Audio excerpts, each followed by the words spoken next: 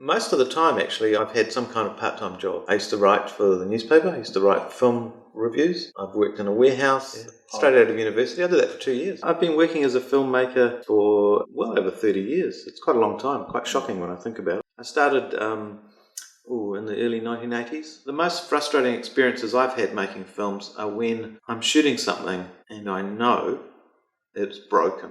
Well, the frustration when you make films comes in all forms. Frustration with the world, not being able to find money. They don't get it. Pain of rejection never quite goes away. It's one of the hardest things you can do in life, similar to the building of the great cathedrals. Trying to have a shared vision and do something that's often seemingly impossible. Even a student film is actually a miracle. So I put a lot of thought into the creative process and kinds of ideas which I would consider viable. And what I find consistently is when you have a viable idea, the film almost feels like it's making itself. It's much less trouble, much less pain. If something is easy, then there's probably something wrong with it. And when you work with good people who are experienced and are very good at what they do, your standards go up because they're criticising you.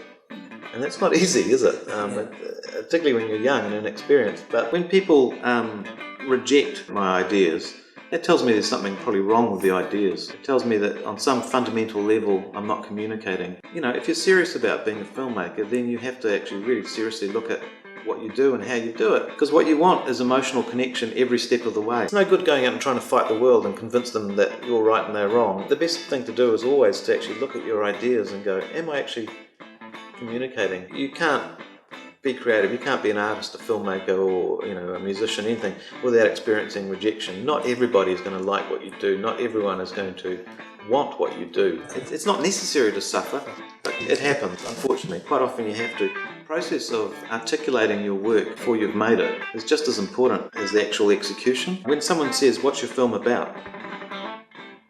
you need to be able to actually tell them in a way that's compelling and makes them want to know more. And if you can't do that, then there's no amount of kindly acceptance is going to work, because you're only kidding yourself. Sooner or later you have to meet an audience and you have to show that audience what it is that you've got. It is a cruel business. In order to win acceptance from a large group of people, to actually give them something that they want, it's incredibly difficult. But one of the things that audiences want is a new experience. They haven't experienced it before. They don't even know that they want it. And the way that they think is the opposite of creative. They want to connect their feelings of what's right and good with what they know and what they've seen working. So there's always a conflict. You're out there with a movie camera, not to glorify yourself, but to, I guess, show people something they haven't seen before. And there is a reward that comes back to you, rarely, more rarely than I would like. It's a financial reward, but quite often you can get a very tangible emotional reward. There's nothing quite like seeing a whole cinema reduced to tears watching something, or laughter. That's incredibly fulfilling. I don't think any of my projects have been very successful financially. I don't feel like I've ever established myself. I mean, I know it must be a little bit easier for me, just in terms of my own experience, if nothing else. And sure, you get to know people and they know you. But, as you get older, there's also the pressure from other people coming up. So it all balances out. At the end of the day, what matters is your ideas and your perseverance, your ability to empathise with an audience, to understand what that audience needs and wants, and try and balance that with what you need and want. But, every film you finish is something of a triumph. I look at every one as a little miracle. The thing I really treasure about filmmaking is that I can never really get good at it. No matter what I do, no matter what I learn, every film is a whole new challenge, and it's almost like starting again. It's the least boring thing you can do in your whole life, I think. I'm working on something now that I've been on for 2 years. I still don't know what the film is. I'm not calculating the outcome at all. I'm not even thinking about where it's going to go or what it's going to be yet. I'm thinking about the character and what makes them interesting. The fact that I actually find it quite fascinating. That keeps me going. And sometimes the movie wants to be something other than what you thought it was going to be. And that's the mark of a good filmmaker, I think, to hold on to the essence, recognise things that are changing, and be able to articulate something coherent anyway. It's a dangerous territory because, it can be a real case of mental illness if you get it wrong.